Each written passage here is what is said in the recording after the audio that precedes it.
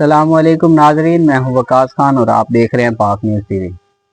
خبر شامل کرتے ہیں ملتان سے۔ ہمارے نمائندے محمد اکبر کی رپورٹ کے مطابق ملتان میں سیلاب کے باعث 36 انچ کی گیس پائپ لائن متاثر ہو گئی، جبکہ دریائے چناب اور ستلج کے ریلوں سے متاثرہ M5 موٹر وے 5ویں روز بھی جلال پور پیروالا کے مقام پر بند ہے۔